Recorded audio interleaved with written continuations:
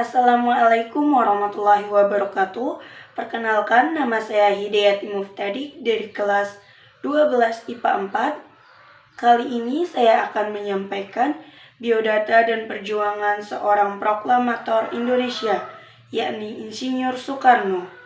Insinyur Soekarno atau akrab dipanggil Bung Karno, lahir pada 6 Juni 1901 di Surabaya, Jawa Timur, dengan nama kecilnya Kusno Susrodiharjo, dan wafat pada 21 Juni 1970 di Jakarta.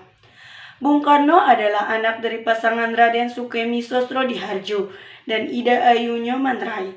Karena sakit-sakitan, Soekarno kecil dirawat kakaknya bernama Raden Harjodikromo di Tulungagung. Soekarno kembali tinggal dengan bapak dan ibunya pada 1909 di Mojokerto. Sejak tinggal kembali bersama orang tuanya, Soekarno mengganti namanya dari Kusno menjadi Soekarno agar dirinya tidak sakit-sakitan lagi dan dapat tumbuh dengan sehat. Sejak kecil, Soekarno sudah menjadi anak yang berprestasi, bahkan mampu menguasai banyak bahasa. Itulah sebabnya kecerdasan Soekarno dikenal oleh dunia.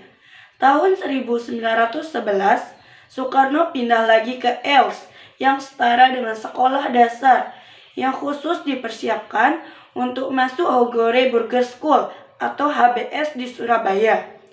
Tahun 1915, Soekarno pun menamatkan sekolahnya di ELS dan kemudian tinggal di rumah sahabat ayahnya, yaitu Haji Umar Said Cokroaminoto atau Hos Cokroaminoto yang merupakan pendiri Serikat Islam.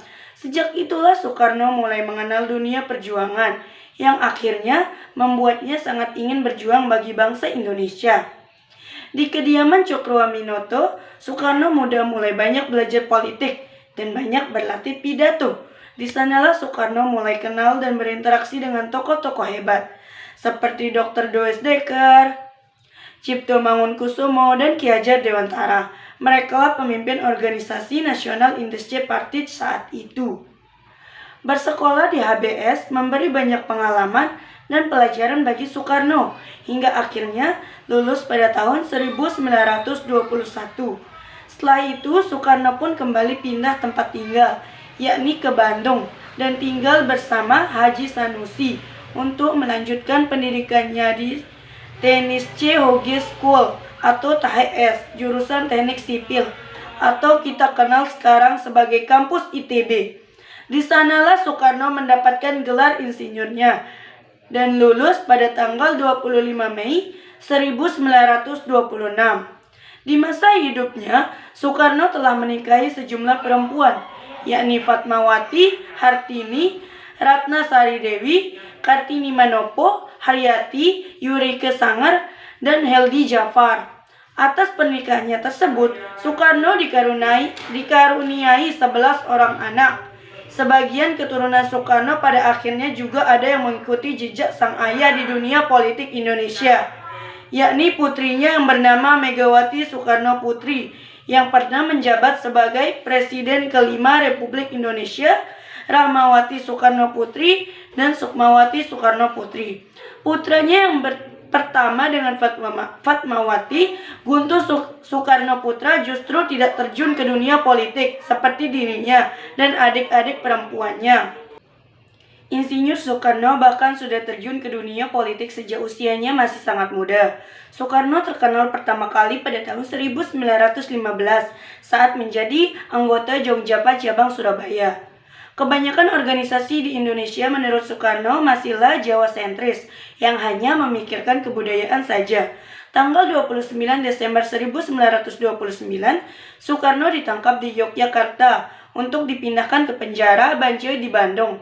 Kemudian pada tahun 1930 dipindahkan ke penjara Sukamiskin, dan di tahun ini pula Soekarno mengeluarkan Pledoi Indonesia, menggugat yang sangat fenomenal saat itu, sampai akhirnya dibebaskan pada 31 Desember 1931. Setelah bebas dari penjara, tahun 1932, Soekarno bergabung dalam Partai Indonesia atau Partindo yang masih pecahan PNI karena saat itu PNI dibubarkan dan dinyatakan dilarang oleh Belanda. Namun keaktifannya di Partino kembali mengantarkan ke penjara pada tahun 1933 di pengasingan Volders karena pergerakan yang bahaya bagi Belanda. Karena pengasingannya yang cukup lama dan sangat jauh, hampir membuat tokoh-tokoh nasional Indonesia yang lainnya melupakan keberadaan dan keterlibatan Soekarno. Hal itu tidak membuatnya menyerah, dan Soekarno terus mengirim surat kepada Ahmad Hasan, seorang guru Persatuan Islam. Tahun 1938, Soekarno kemudian diasingkan ke Provinsi Bengkulu sampai tahun 1942. Pada masa penjajahan Jepang tahun 1942, Soekarno baru kembali dibebaskan setelah melalui perjalanan panjang. Tahun 1943, Perdana Menteri Jepang Hideki Tojo mengundang Soekarno, Muhammad Hatta, dan Ki Bagus Hadi Kusumo yang kemudian disambut hangat kehadirannya oleh Kaisar Hirohito. Mereka bertiga telah dianggap sebagai keluarga Kaisar Jepang dengan diberikannya bintang kekaisaran atau Ratna Suci. Sejak masa penjajahan Jepang itulah banyak muncul organisasi seperti Jawa Hokokai, BPUPKI, Pusat Tenaga Rakyat atau Putra, hingga PPKI dengan tokoh-tokoh utama yakni Soekarno, Kiai Haji Mas Mansur, Ki Hajar Dewantara, dan tokoh lainnya yang aktif di organisasi pergerakan nasional.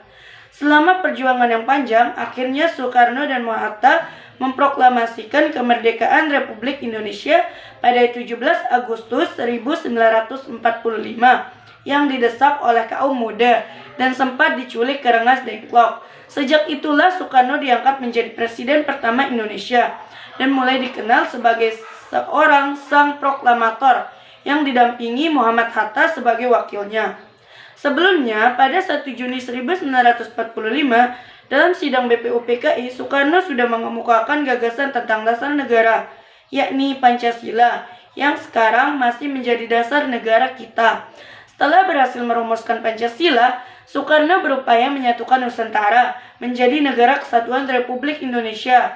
Bahkan bangsa-bangsa di Asia, Afrika, dan Amerika Latin juga sempat diusahakan Soekarno dalam Konferensi Asia Afrika tahun 1955 di Bandung, hingga akhirnya berkembang menjadi gerakan non-blok. Berkat jasa Soekarno lah banyak negara kawasan Asia Afrika yang mereka meskipun ada pula yang konflik berkepanjangan karena ketidakadilan di negaranya. Itulah sebabnya Soekarno dikenal dalam menjalankan politik bebas aktif dunia internasional. Atas kejayaan perjuangannya untuk Indonesia, Insinyur Soekarno juga mengalami masa jatuh dalam politiknya setelah Wakil Presiden Muhammad Hatta akhirnya memutuskan untuk mengundurkan diri dan memisahkan diri dari Soekarno tahun 1956. Selain itu, banyak pula pemberontakan separatis yang terjadi di beberapa daerah di Indonesia. Berdasarkan catatan sejarah, puncak pemberontakan tersebut adalah saat terjadinya pemberontakan yang dikenal dengan G30S PKI yang meluluh lantahkan masyarakat Indonesia saat itu. Karena peristiwa itulah, Soekarno mendapat pengucilan dari presiden yang menggantikan dirinya, yakni Soeharto. Karena usianya yang sudah tua dan sering sakit-sakitan, akhirnya Soekarno wafat di Jakarta, tepatnya Wisma Yaso pada tanggal 21 Juni 1970. Kemudian jasadnya dimakamkan di Blitar dan menjadi ikon kota Blitar hingga saat ini. Makam Soekarno pun selalu ramai peziarah dan wisatawan yang datang di hari-hari tertentu dan sangat ramai saat haul sang proklamator tersebut.